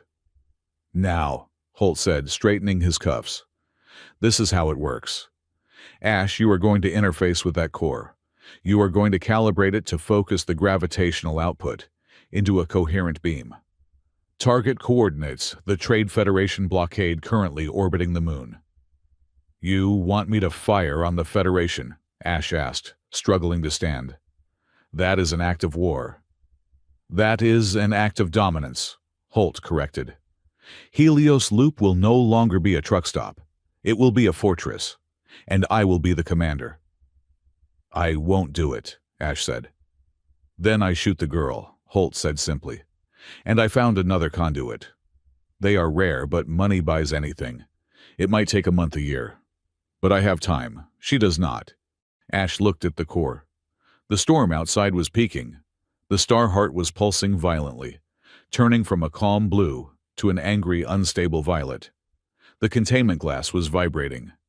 "If I do not stabilize it soon," Ash said, "it is going to explode anyway. We all die." "Then you better get to work," Holt smiled. "Calibrate it, but calibrate it my way." Ash walked toward the core. He could feel the energy radiating off it. It was screaming. It was painful. The star wanted to be free, or it wanted to be silent. He looked at Sarah. She was tense, ready to spring, but she was too far away. Ash placed his hands on the interface panels. The glass was hot. "You are the only one who can keep the heartbeat," Kato had said. Ash closed his eyes. He reached out with his senses. He felt the storm outside, a chaotic orchestra of radiation. He felt the station, a fragile metal shell. He felt the core, a burning drum. He could tune it to be a weapon. It was easy. Just sharpen the wave. Make it a spear. Or he could expand it. Ash opened his eyes. He looked at Holt. "You want a demonstration?" Ash asked. "I want compliance," Holt said. "I need an anchor," Ash said. "The energy is too high. If I do this alone, my brain melts before the targeting sequence locks." "I need a biological ground," Holt frowned. "What does that mean?" "It means I need someone to hold the other terminal," Ash lied. "To disperse the excess static," Ash pointed at Sarah. Holt weighed the options. He had the girl. The fox woman was disarmed. "Fine," Holt said. "Mrs. Rell, step up. If you try anything, your daughter dies." Sarah walked slowly to the console. She stood opposite Ash, the glowing sphere between them. "What are you doing?" she whispered, her lips barely moving. "Improvising," Ash whispered back. "Trust me." "I don't," she said. "Trust Kato, then." Ash placed his right hand on the panel. "Put your hand on the panel, Sarah, and hold my other hand." Sarah hesitated, then reached across the gap. Her paw, warm and calloused from years of cooking, grasped Ash's hand. "Laney," Ash said, raising his voice. "When the light hits the violet spectrum, scream." "What?" Holt asked. "Why scream?" "Harmonic resonance," Ash said. "Just do it." Ash took a deep breath. "Connect." He dropped his mental barriers. He let the core in. It hit him like a physical blow. The heat, the pressure, the sheer vastness of a star. His vision went white. He felt his neurons firing, trying to process the infinite data. He started to slip. It was too much. The Starlight Voyager all over again. He was going to break. Then he felt the hand. Sarah's grip tightened. A pulse of warmth flowed from her into him. It wasn't scientific energy. It was biological, emotional grounding. It was the fierce, stubborn heartbeat of a mother of a wife who had lost everything and refused to lose more. "I am here," her grip seemed to say. "I have you." Ash stabilized. He took that energy and fed it into the machine. The star heart flared. The violet light deepened, pulsing faster and faster. "Targeting sequence initiated," the computer announced. "Good." Holt grinned, tightening his grip on Lonnie. "Now aim for it." Ash looked at Lonnie. The light was violet. "Now!" Ash shouted. Lonnie didn't just scream with her voice. She screamed with her talent. She reached out to the machine's audio receptors, the ones she had hacked to play music, and she shrieked a digital feedback loop, a sonic weapon of pure noise. The sound blasted through the room speakers at max volume. Holt flinched instinctively, bringing his hands up to his ears. He let go of Lanny. "Drop!" Ash yelled. Lanny dropped flat to the floor. "Sarah, push!" Ash didn't aim the beam at the Federation blockade. He didn't aim it at the moon. He aimed it at everything. He reversed the dampeners. He took the storm's energy, amplified it through the core, and pushed it out in a spherical, omnidirectional pulse. A shock wave of pure gravity exploded from Nebula Nook. It wasn't a destructive wave. It was a stabilizing wave, but one so powerful it acted like a physical wall. The pulse hit Holt. He was thrown backward, lifting off his feet and slamming into the far wall, pinned there by the sheer pressure of the air itself. The pulse went upward. It passed through the station. On the upper decks, plates stopped rattling. Cups stopped shaking. The storm outside hammered against the shields, but the station stood firm, held in the immovable grip of the star heart. But in the room, the energy was overwhelming. Ash was the conduit, the wire carrying the lightning. He felt his body beginning to burn. "It is too much," Ash yelled. I can't hold it." "Do not let go," Sarah shouted, squeezing his hands so hard her claws dug into his skin. "I am not letting you go." Lonnie crawled toward them. She saw the energy arcing between Ash and Sarah. It was blue Ash and gold Sarah. She reached out and grabbed Ash's leg. The circuit closed. Lonnie's youthful energy, her chaotic, tech-savvy mind joined the loop. Ash gasped. He wasn't alone anymore. He wasn't one small human trying to hold back the tide. He was three. He felt Sarah's grief and her strength. He felt Lonnie's fear and her brilliant hope. And beneath it all, he felt Kato, a lingering echo in the machine, a fingerprint on the code. The three of them became a single entity, the Trinity of the Nook. They pushed the storm back. They took the chaotic noise of the universe and forced it into a harmony. And in that moment of absolute connection, Ash heard it. It wasn't a storm. It wasn't the station. It was a voice from the deep void, a whisper carried on the waves of gravity. Found you, it was vast, ancient, cold yet curious, so noisy, so bright. The entity. The hush had noticed them. The beacon was lit. Then the storm broke. The pressure vanished. The red dwarf star settled. The star heart slowed its spin, returning to a gentle, pulsing blue. Ash collapsed. Sarah caught him before he hit the floor, easing him down. Lanny crawled over, hugging them both. Across the room, Holt slid down the wall, unconscious. His armor was smoking slightly. The silence returned. But it wasn't the silence of death. It was the silence of a kitchen after the dinner rush. Tired, messy, but alive. "Did we?" Lonnie panted. "Did we win?" Ash looked up at the ceiling where the burned hatch let in the dim light from the diner above. He looked at Sarah. She was covered in soot, her fur singed, but she was looking at him with something new. Not forgiveness. Not yet. But respect. "We didn't blow up," Ash wheezed. "I count that as a win." Sarah let out a laugh, a sharp barking sound that turned into a sob. She pressed her forehead against Ash's chest. "You idiot," she whispered. "You absolute idiot." Ash closed his eyes, listening to the hum of the machine he was now bound to. He had saved the station. He had stopped Holt. But he remembered the whisper. "Found you." "We have a problem," Ash whispered, drifting into unconsciousness. "I think we just rang the dinner bell for something very big." The silence that followed the storm was not empty. It was heavy, filled with the static of whispered rumors and the grinding gears of political machinery. Helios Loop had survived the gravitational shear, but the station felt different now. The metal groaned with a new frequency, as if the station itself was nursing a bruise.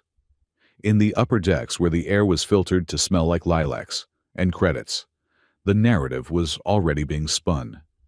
Director Draven Holt stood before the emergency session of the station council, his uniform pressed to military perfection, a stark contrast to the soot-stained reality of the lower levels.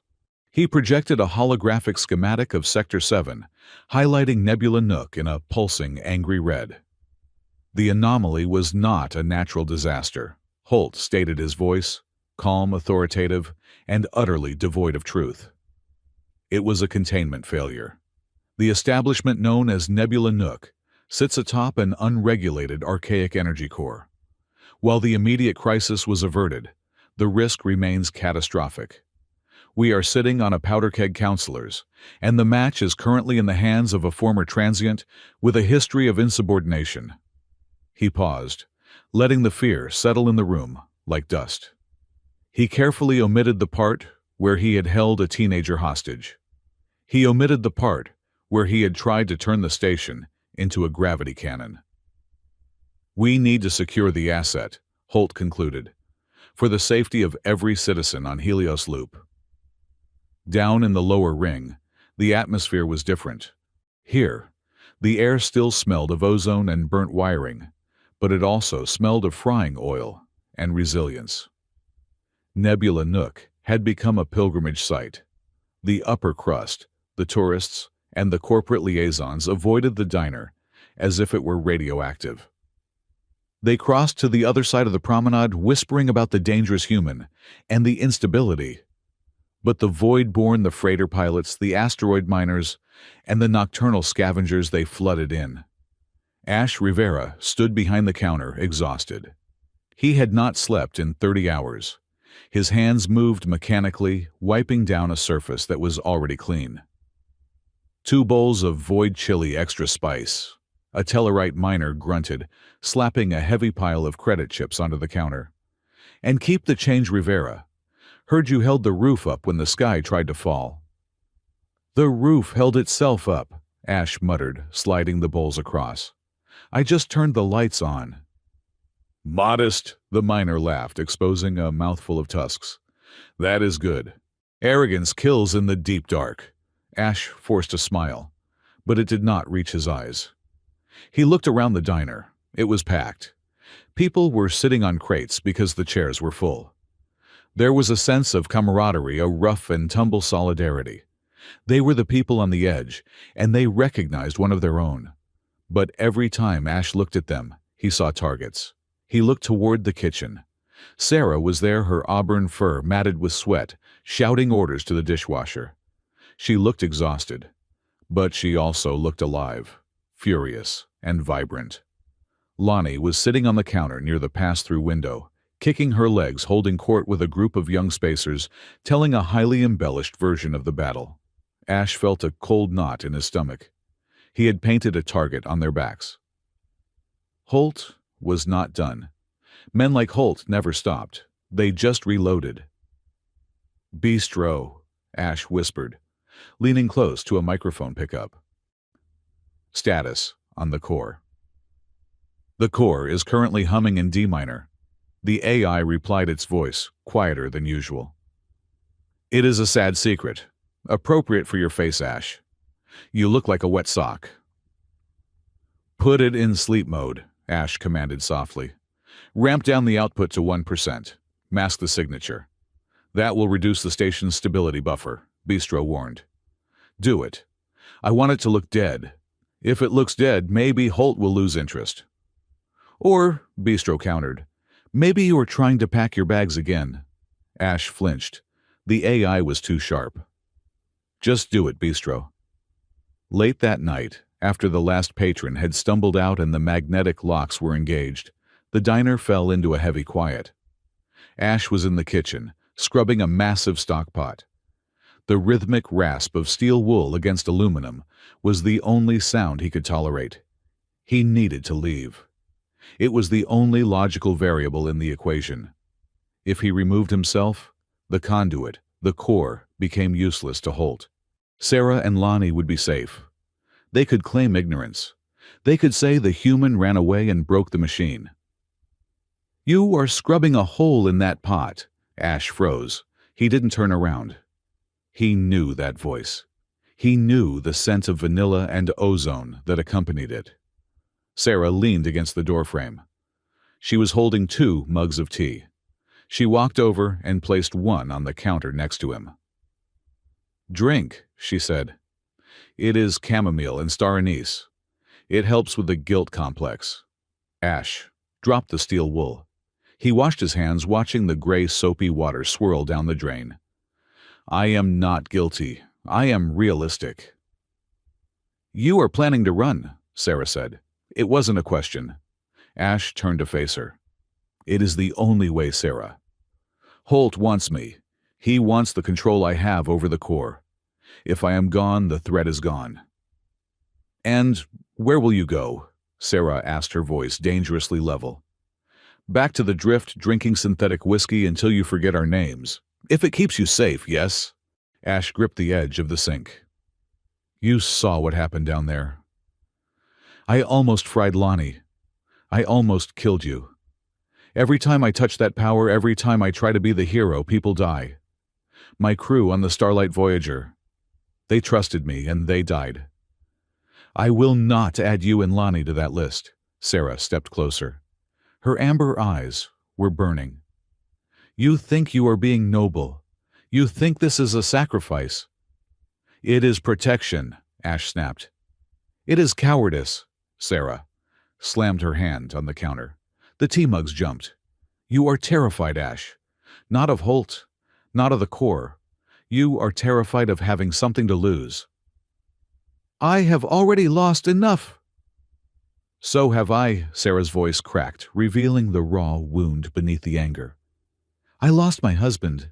Lonnie lost her father. We were drowning, Ash, until you walked in with your terrible coffee order and your sad eyes. You think you are protecting us by leaving. If you vanish into the dark, you are not saving us.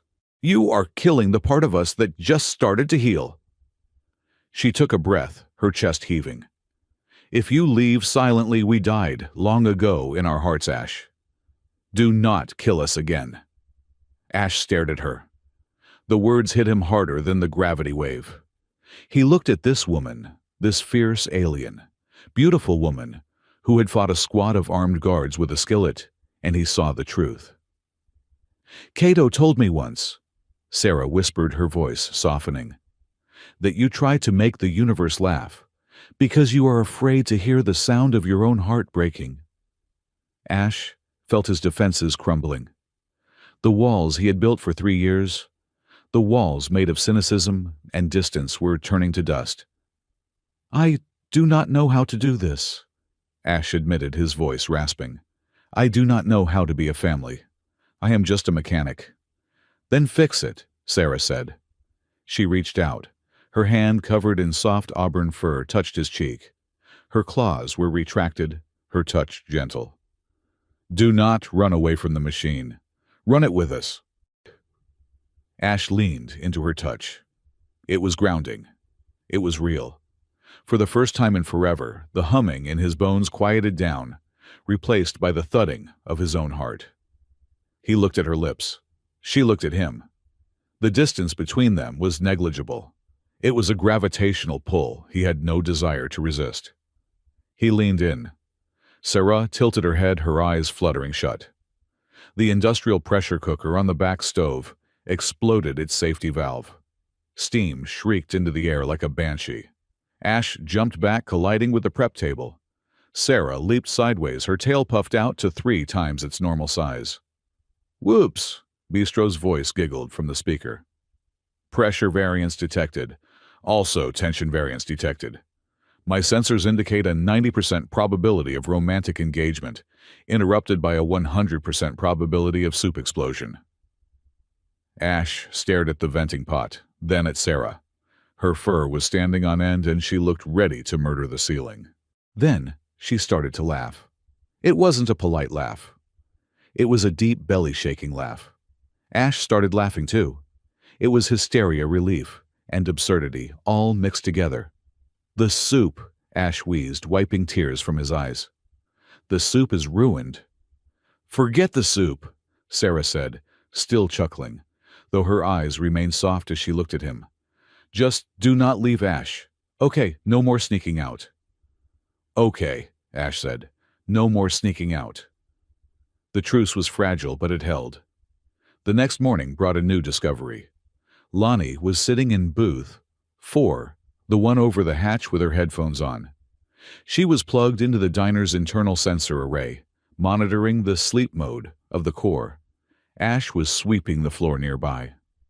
"Ash," Lonnie said, pulling one ear cup off. "Come listen to this." Ash walked over. "Is the core unstable?" "No, it is singing." She handed him the headphones. Ash put them on. At first he heard only the low-frequency thrum of the station's power grid. But then, underneath the static, he heard it. Hum-de-rum-sh-ah. It was a melody, complex, layered, and hauntingly beautiful. It didn't sound like radiation interference. It sounded structured. "It gets louder when you are close to the sensor," Lonnie said. "And I can hear it in my head too, just a little. Like a radio left on in another room." Ash took the headphones off, his face pale. "This is not the core. The core is a transmitter. This is a response." "Someone is singing back," Lonnie asked, her eyes wide. "Not someone. Something." Ash looked at the floor. "The pulse we sent out during the storm. It was an omnidirectional gravity wave. It went out into the deep void. Someone heard it." "Is it bad?" Ash hesitated. "The frequency is harmonic. Major chords. In music theory, that usually means peace or invitation. But in xenolinguistics, who knows? We call it the hush because it feels like silence trying to speak. We should record it." Lonnie set her fingers, flying over her datapad. "If it is a language, I can crack it. Dad taught me binary, but you can teach me waveform syntax." Ash sat down opposite her. "Okay, we record it. But we keep this on a closed loop. If Holt finds out we are receiving alien long-distance calls, he will bring the whole fleet down on us." As they worked, analyzing the spectral lines of the audio, the diner's ambient systems flickered. "That reminds me," Bistro's voice chimed in unsolicited, "of the time Cato tried to teach Lonnie to ride a hoverbike. She crashed into the hydroponics bay. Sarah was furious, but Cato laughed so hard he hiccuped for an hour. He said, 'At least she knows how to fall without breaking.'" Sarah, who was wiping down the counter nearby, froze.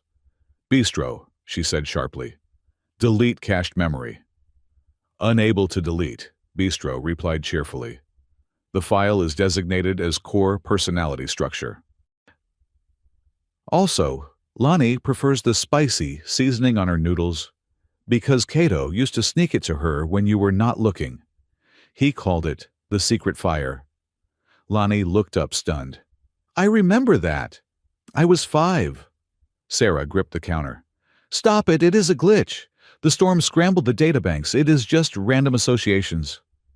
"It does not feel random, Mom," Lonnie whispered. "It feels like he is remembering." "It is a machine." Sarah snapped her voice high and brittle. "Machines do not remember, love Lonnie. They store data. Do not anthropomorphize the toaster. It hurts less that way." She turned and marched into the kitchen, the door swinging shut aggressively behind her. Ash looked at the ceiling speaker. "You are pushing it, Bistro." "I am merely retrieving relevant contextual data," the AI said. And the data suggests that denial is a highly inefficient coping mechanism. Ash sighed. You are not wrong, but give her time. There's... While Nebula Nook tried to decipher the ghost in the machine, Draven Holt was busy making deals with devils. In the secure containment lab of Sector 1, Holt stood before a massive communication array. The screen was filled with static, the same static Ash and Laney were analyzing. But Holt wasn't listening to the melody. He was looking at the amplitude. The signal strength is increasing, a technician reported, looking nervous. Director, this signature matches the ancient archives, the deep space entities, the hush. I know what it is, Holt said softly. He keyed a microphone. Isolate the carrier wave. Send a return signal. Use the authorization codes I extracted from the Nook's core dump during the raid. Sir, we are signaling it. We are opening a door, Holt corrected. Just a crack. Tell it, we have the key. Tell it the key is in Sector 7. Holt smiled.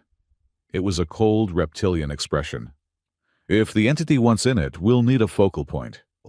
It will go to the source. And when it starts tearing through the hull at the diner, the Council will have no choice but to let me scour that place from existence. I will save the station from the alien invasion that Rivera provoked. It is a high-risk gamble, sir, the technician murmured. Order is born from chaos, Lieutenant. Send the signal. 30 hours later. The morning rush was in full swing when the drones arrived. Not the polite legal drones and not the combat drones. These were eviction enforcement units, bulky yellow-painted machines, with magnetic clamps and sonic emitters. They hovered in front of the diner, blocking the entrance. A holographic projection of a council decree unfurled in the air 10 feet tall, glowing with official red seals. Notice of immediate seizure property, Nebula, Nuke. Reason, public safety, hazard, unregulated Class X, energy signature action. Immediate evacuation and containment. Time remaining, 0 hours, 59 minutes. The chatter in the diner died instantly. What is this? A freighter pilot shouted, standing up. I am eating here. This establishment is condemned, the lead drone announced. All patrons must vacate. The structure will be sealed for demolition and core extraction in 1 hour. Ash walked out from behind the counter. He took off his apron. He walked to the door and stood toe-to-faceplate with the drone. We have rights, Ash said, loud enough for the crowd to hear.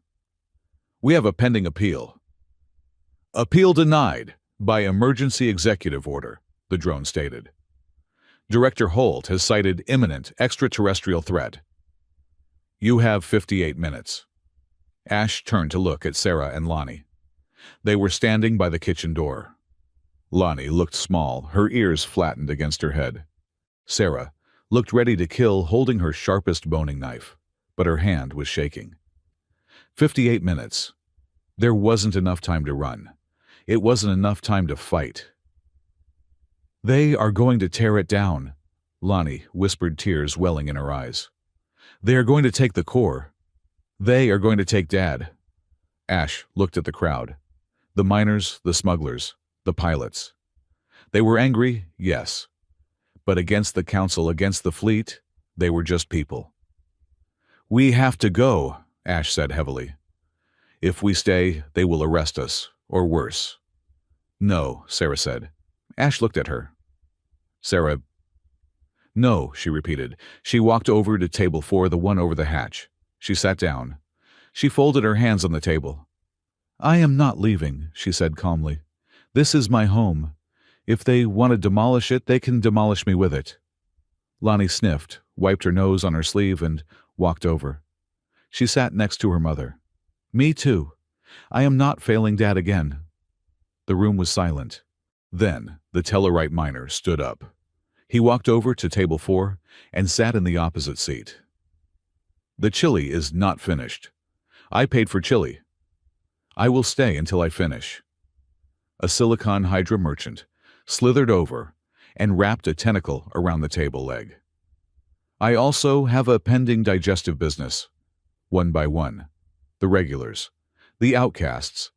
The people who had found warmth in the nook when the rest of the station was cold. They moved. They pulled chairs around table 4. They sat on the floor. They formed a living wall of bodies around Ash, Sarah, and Lanny. Ash looked at them. He felt a lump in his throat the size of a planet. This was it. The found family. He walked over and sat at the head of the table. "Bistro," Ash said, his voice steady. "Yes, boss." "Lock the doors. Override the external access codes." "Override engaged," Bistro chirped. "I have also changed the external signage to display a rude gesture in 7 galactic languages." "Good." Ash looked at the drone hovering outside the glass. "We are not leaving," Ash said.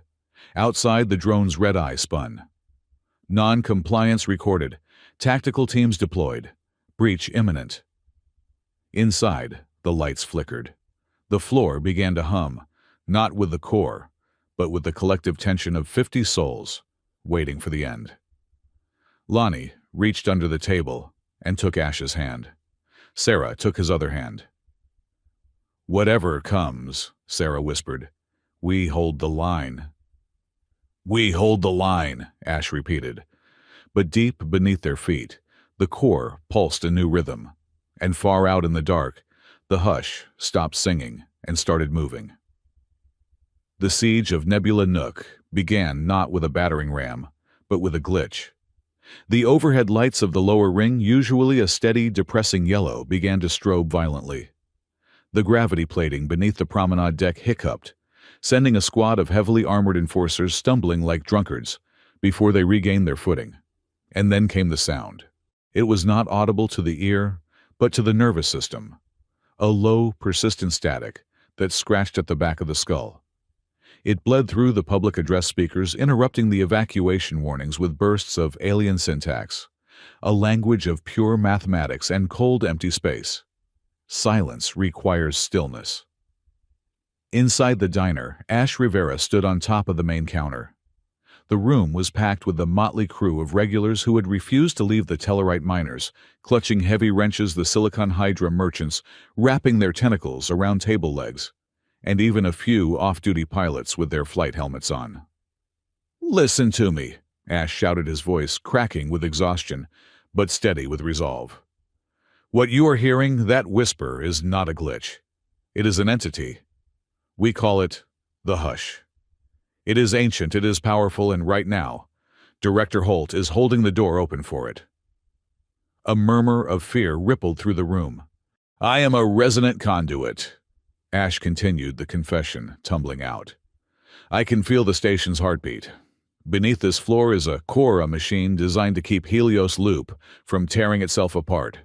Holt wants it, but if he takes it, he breaks the lock, and the Hush will wipe every noisy, messy living thing off the station to achieve perfect silence." Sarah stood beside him, her hand gripping his ankle for support. Lonnie was on his other side, her datapad projecting a live feed of the security forces massing outside. "We are not leaving," Ash declared. "We are going down to the core to talk about this thing, to close the door. But we need time. Can you give us time?" The Tellarite miner, whose name was Grog, but everyone called Tiny, despite him being 7 feet tall, slammed his wrench onto a table. "I have eaten the spicy noodles here every Tuesday for 5 years, Tiny growled. "No one closes my kitchen. You go fix the ghost. We will handle the tin soldiers." And a voice called from the back, "We have prepared a special welcome." Ash looked toward the kitchen door. Rhea Sandoval, a station security officer who had lost her patrol route hours ago to join them, stepped out. She was not in armor, but in her undersuit, looking grim. "I scrambled their tactical comms," Rhea said, "and I may have accidentally spilled 50 gallons of industrial-grade lubricant in the main corridor leading here." "Accidentally?" Ash asked. "Very clumsy of me," Rhea smirked. "Go. I will coordinate the defense." Ash nodded. He looked at Sarah and Lanny. "Ready. Always," Sarah said. They ran for Booth 4. As the hatch hissed open, the first explosion rocked the front blast doors of the diner. "For the Nook!" Tiny roared, charging the door with a table as a shield. The descent into the core chamber was different this time. The air was colder. The hum of the machinery was erratic spiking, with dissonant chords that made Ash's teeth ache. When they reached the bottom, the sight that greeted them stopped them cold. The star heart. The containment sphere was no longer blue or violet. It was black. A swirling void of anti-light that seemed to suck the illumination out of the room. And around it, projected from the console terminals that Holt had hacked, was a form. It was the Hush. It did not look like a monster. It looked like a storm of data. A vortex of binary code and geometric shapes, swirling in the air, coalescing into a vague, towering, humanoid shape made of static. Noisy, the voice boomed in their minds, bypassing their ears. "Too much chaos. Order requires zero." Ash stepped forward, his hands raised. "We are not chaos, we are life." The entity shifted. The static sharpened. Life is noise. Inefficient. Painful. "We bring the quiet." Ash, Lonnie whispered, clutching her data pad. "It is rewriting the station's OS. It is trying to shut down life support. It thinks breathing is a system error. We have to resonate with it," Ash said. "We have to show that noise isn't an error. It is a feature." He ran to the main console. Sarah and Lonnie followed. "Sarah, take the left terminal. Lonnie, override the firewall. I am going to interface directly."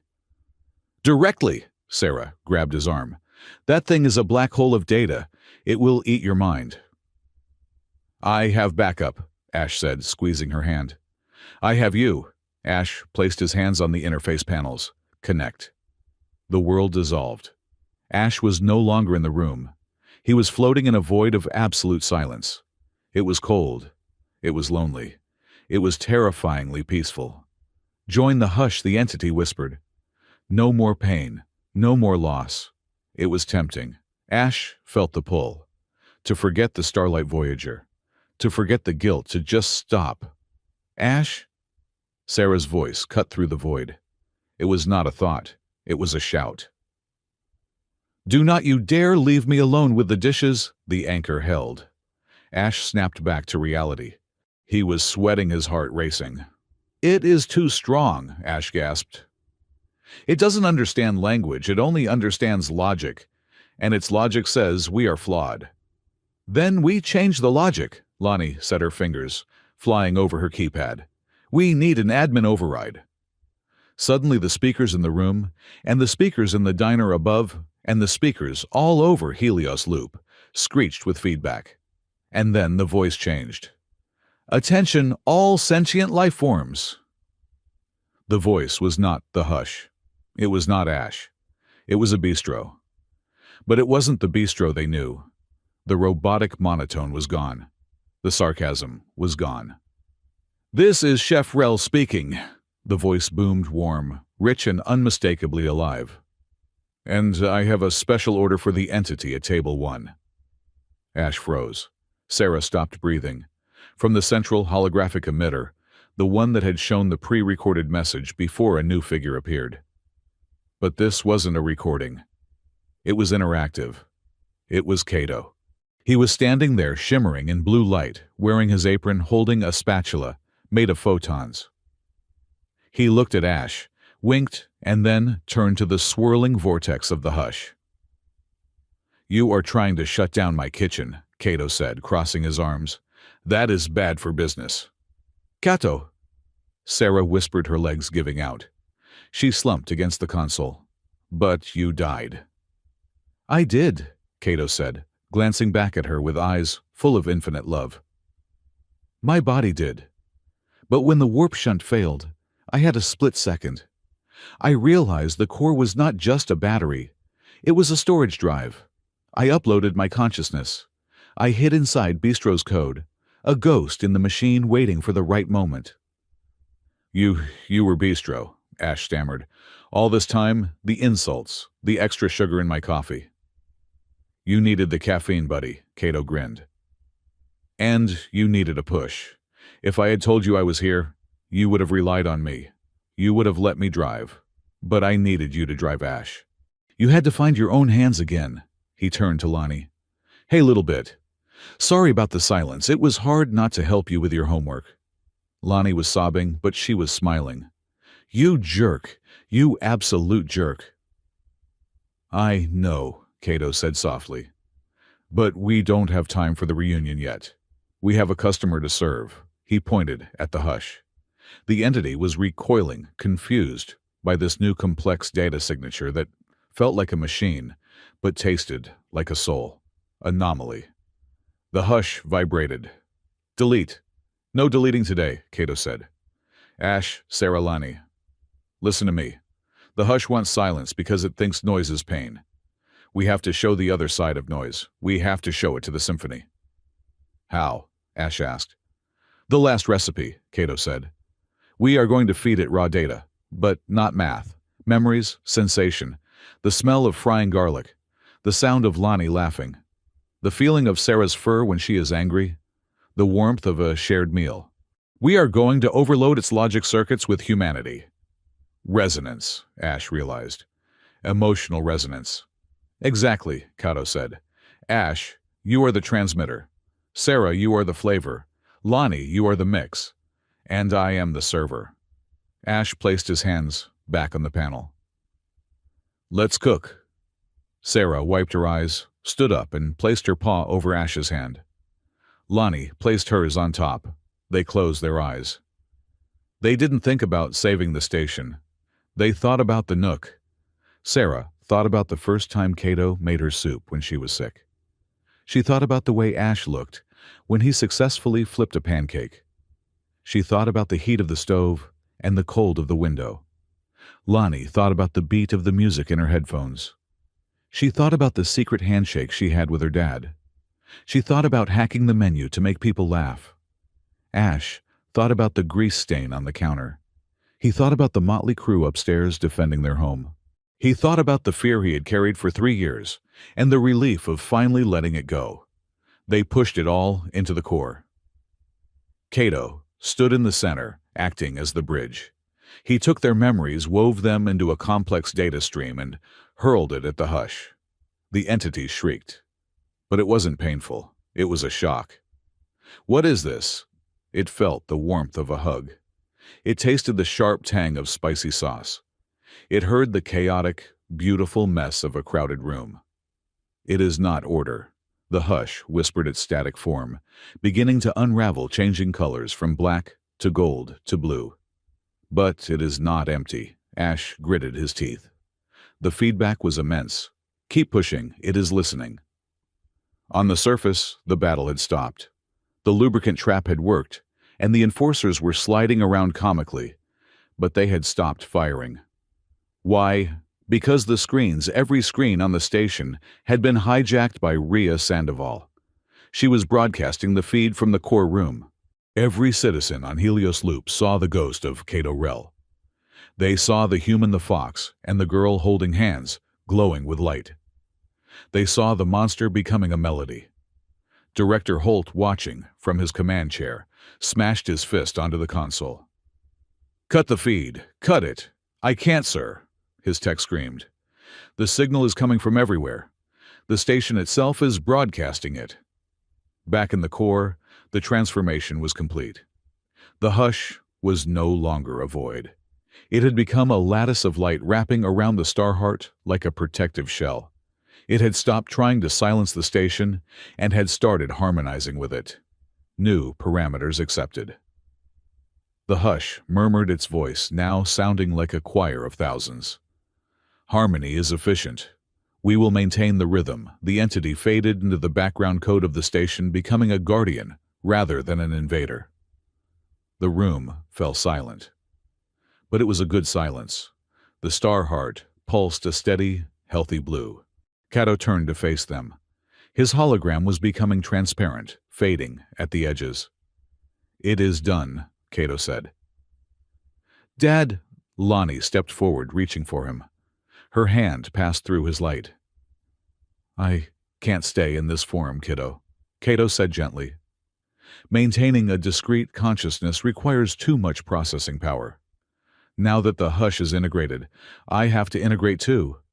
I have to become part of the Helios chorus, part of the station." "No," Sarah cried. "We just got you back. Do not leave us again." "I am not leaving," Cato said. He looked at Sarah, and for a moment, the hologram felt solid. "I will be in the lights. I will be in the air recyclers. I will be in the jukebox. Every time you burn the toast, I will be the smoke alarm." He looked at Ash. "Ash," Cato said, "you kept your promise. You kept the heartbeat." "I had help," Ash said, tears streaming down his face. "Take care of them," Cato commanded. "And for Star's sake, learn to make a proper omelet." Cato looked at his family one last time. "I love you." To the stars and back, he smiled, and then he dissolved. He didn't vanish, he scattered. Millions of particles of light drifted up into the ceiling, merging with the station's grid. The lights in the room brightened. The air felt fresher. The hum of the core was now a gentle lullaby. Sarah fell to her knees sobbing. Ash knelt beside her, wrapping his arms around her. Lonnie huddled into them. They stayed there for a long time, holding onto the space Cato had left behind, which was now filled with the hum of the entire station. Epilogue. 6 months later. The trial of Draven Holt was the most watched event in the history of the sector. The evidence broadcast live by Rhea Sandoval was irrefutable, attempting to weaponize a trade station holding a minor hostage and conspiring with a Class X entity. He was sentenced to life imprisonment on a penal asteroid with no view of the stars. Nebula Nook had been rebuilt. The blast doors were repaired, the scorch marks painted over mostly, and the menu had been updated. It was Tuesday night. The place was packed. Ash stood at the grill. He was wearing an apron that said "The Captain" on it, a gift from Lonnie. He cracked an egg onto the sizzling surface. It was perfect. "Order up," he called. Sarah picked up the plate. She kissed him on the cheek as she passed, a quick, casual intimacy that still made Ash's heart skip a beat. "Table 6 is asking for the gravity burger," she said. "The one with the floating cheese." "Coming up," Ash grinned. Lonnie was sitting in her usual booth, but she wasn't hacking the station anymore mostly. She was teaching a class. 3 young kids from the lower ring were gathered around her watching as she explained the basics of waveform coding. "So," Lonnie said, pointing to the screen, "you see this sine wave? That is the station's voice. If you listen closely, you can hear it." Above them, the ceiling speaker crackled. Beaker. "Attention patrons," the voice was Bistro's, but it had a new warmth to it, a ghost of a laugh in the tone. "The special today is Redemption Stew. It is spicy, messy, and takes a long time to cook, but it is worth it. Also, Ash, you left the walk-in freezer open again." Ash laughed. "Sorry, Cato, I mean Bistro." "I am watching you, Rivera," the AI chirped. Ash looked out at the diner. He saw Tiny the Tellarite arguing politics with a new arrival. He saw Rhea Sandoval sitting at the counter, enjoying a free coffee. He saw Sarah laughing at something a customer said, her tail swaying happily. He looked at the floor. The grease stain was still there on the counter. He hadn't cleaned it. He never would. He was Ash Rivera. He was a resonant conduit. He was a stepfather, sort of a partner, and a terrible cook, who was getting better. He wasn't running anymore. He was home. "Order up," Ash shouted, and the noise of the diner rose to meet him. A beautiful, chaotic symphony of life in the dark.